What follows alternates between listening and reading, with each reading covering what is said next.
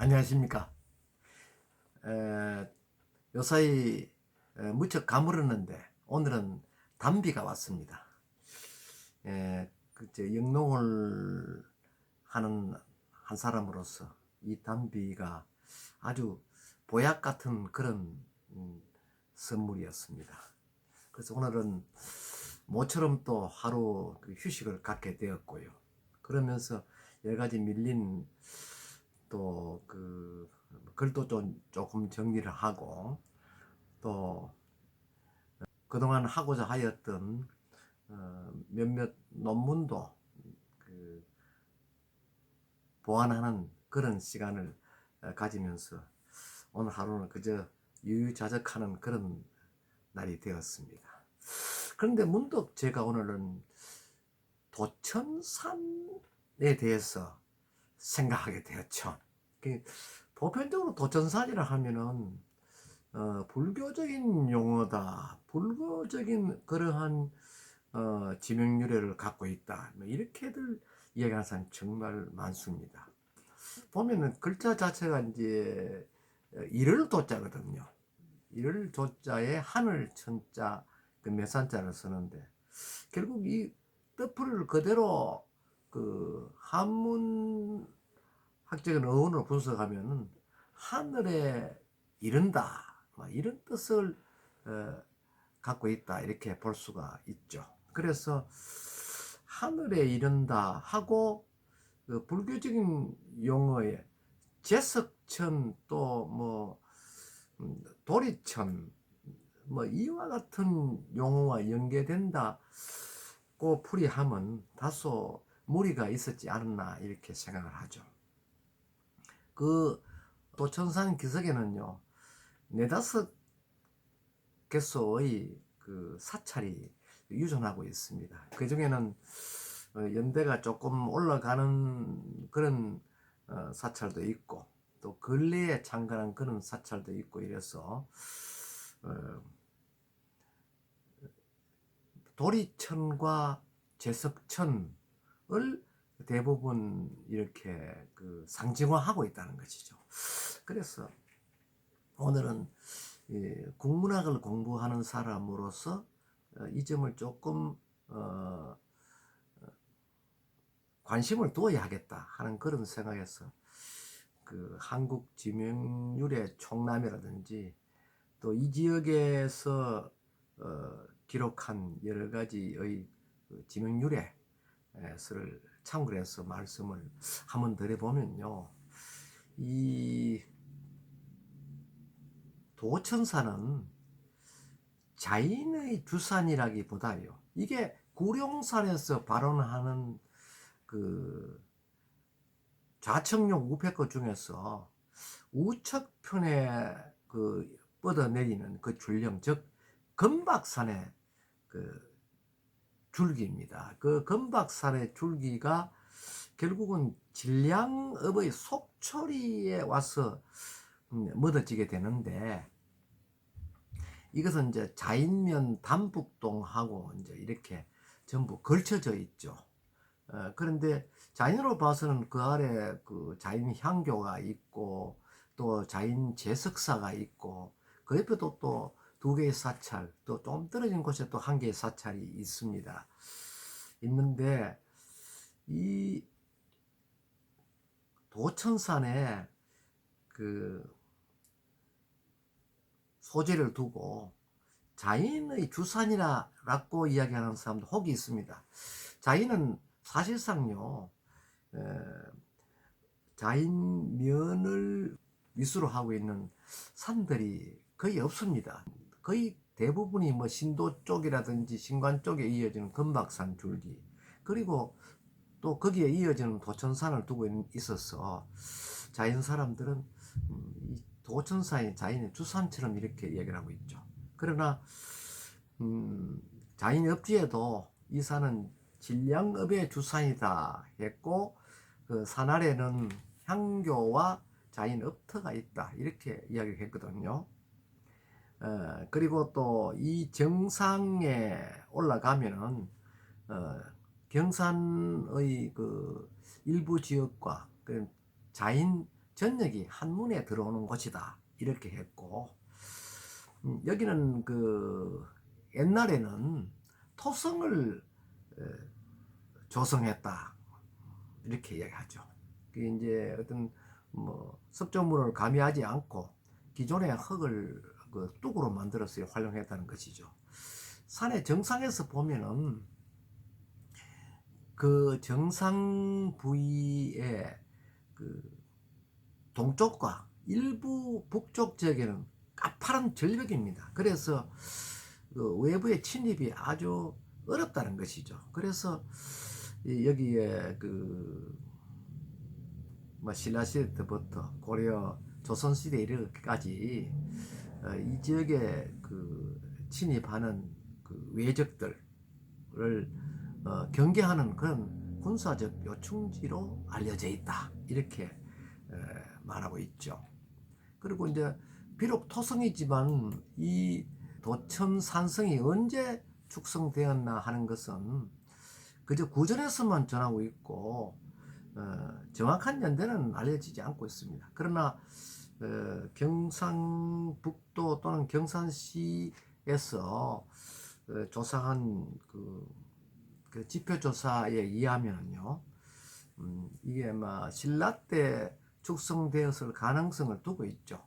그리고 특히 임진왜란 때에 외병을 전멸시켰던 그러한 산성으로 이렇게 알려져 있죠. 여기는 뭐 한국 지명률의 그 총남이라든지 또 경산편의 여러 지명률의 집에서 이런 것을 그 명기해 두고 있습니다. 그것은 곧요 아마 최초의 지방 그 설화로 전송되는 한 장군과 자인단호와 연결해서 도천산에서 응거하는 외적들이 밤마다 내려와서 자인 현민들을 괴롭혔다. 결국은 이를 간과할 수 없었던 지역 주민들이 결국 어병을 일으켜서 도천산 정상에 숨어있는 외부들을 유인해서 그 아래 버들지, 이 버들지는 지금은 자인공단이 조성되고 이후에는 흔적도 없이 사라졌습니다. 그러나 도천산 기슭의 그 일대만은 그대로 남아있죠. 그런데 그 도천산 아래에 유인을 해서 그 아래 버들지 못 그 둘레에다가 여자들이 손을 잡고 둘레를 형성하는 강강술래 춤과 같은 그런 춤사위를 배워서 결국 외부를 유인했다는 것입니다. 그로 인해서 외부들은 밑에서 큰 축제가 벌어진 줄만 알고 낮에 이제 변장을 해서 전부 구경꾼으로 내려왔는데, 사실은 그 밑에 그 둥그렇게 춤을 추고 있는 사람들은 대부분 그 여장을 했다는 거죠. 그 여자 옷을 입고 했는데 실제는 칼도 쓰고 창도 쓰고 이렇게 하는 무사들과 또 힘을 많이 쓸 수 있는 그런 남정네들이 여자로 변장을 했다는 것입니다. 그것도 모르는 외국은 이제 그 속에 휩싸여서 같이 즐기는데 의도적으로 술도 먹이고 이렇게 해서 그들을 모두 버들지 속으로 밀어 넣어서 전부 그 선멸했다 하는 그런 그 지명과 또 그 전래되는 설화가 있습니다. 이것이 그 훗날 그 장소를 두고 지역인들이 외적을 물리쳤다. 장군의 이름은 분명하지 않지만은 어떤 큰 장군이다 이렇게 해서 훗날 뭐 이름이 불리지고는 한 장군이다 이렇게 아마 지칭한 거로 보여집니다. 또 5월 5일 이제 중양절인 단오날에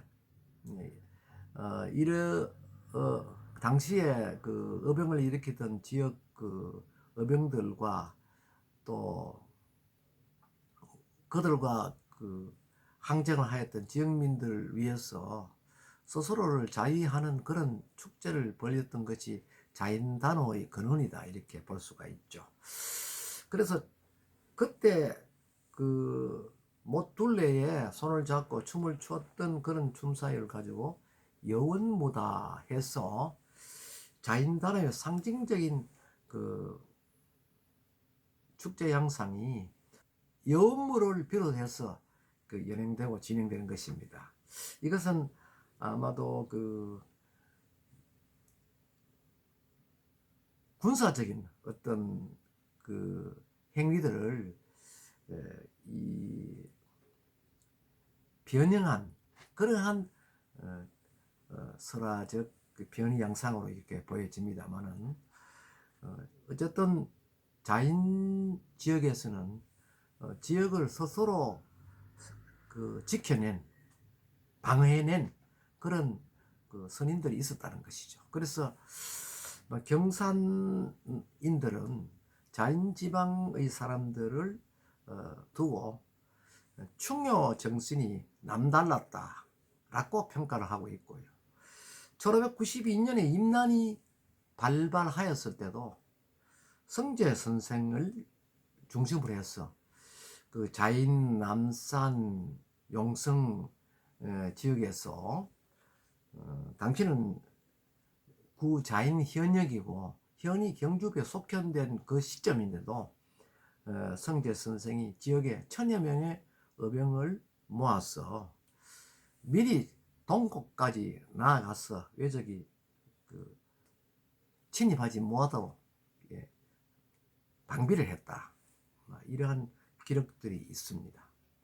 또 자인 단오가 그 당시에 벌어졌을 때는 성제 선생이 단오 그 장에 나와서 한 장군의 제의에 참배를 했다 하는 그런 기록들이 있고, 성제 선생이 남긴 한 장군을 기리는 시도 있습니다. 이러한 것들을 보아서는 자인지방인들의 독창적인 그런 애국심을 엿볼 수가 있죠. 하지만 자인 도천산이 바로 그 불교에서 이야기하는 도리천과 또 제석천을 상징하는 그러한 지명 또는 상징으로는 보기가 매우 어렵다는 것입니다. 그래서 어쨌든 그 불교적으로는 상당히 도천산을 도리천이라든지 제석천이라든지 이런 의미로 부여하고 있음이 마땅하리라 보지만은 여기에 지명의 도천산과는 크게 그 관련이 없을 걸로 사료된다는 것이죠. 도천산은 현장에 가보면은요, 그 높이가 300m 이하입니다. 이하인데 정상에 가면 그냥 그 말 그 등처럼요, 그냥 계곡 자체가 민둥하게 이렇게 돼 있고, 지금은 그 일대가 대부분 민묘가 빽빽이 들어서 있습니다. 그래서 그 산을 넘으면 바로 진량읍 속초리 쪽으로 나오는데, 그 속초리와 연결되는 그런 그 산 구간입니다. 그래서 자인을 둘러싸고는 있지만 자인의 주산이라기보다는 진량읍의 주산이라 이렇게 지칭하고 있다는 것이죠. 근데 무엇보다 중요한 것은 이 도천산과 관련해서 자인단오가 그 형성되고 자인단오의 유래가 지금까지 전승되고 있다는 점은 간과할 수 없는 점입니다. 그래서 도천산은 자인단오를 생성하게 된 중요한 흔적지로서 대단한 그 자인지방의 문화적 보고다, 이렇게 평가할 수가 있는 것입니다. 오늘은 도천산과 그 지명에 대해서 잠깐 생각이 나서 한번 말씀을 드려보았습니다. 일대에 제 그 지인이 오늘 또 도천산에 비가 부슬부슬 오는데 한번 등산을 해봤다 하는 그런 이야기를 듣고 제가 문득 가보지는 못했지만 그 도천산을 생각해보고 도천산을 통해서 지역을 지키고자 하였던 옛선인들의 그 모습을 한번 머릿속에 그려보았습니다. 어떤 무엇보다 지역을 위해서 목숨을 바치고자 하였던 자인지방의 옛 현민들의 그 구국 충적을 높이 평가하면서 오늘 제 이야기는 여기서 줄이겠습니다. 감사합니다.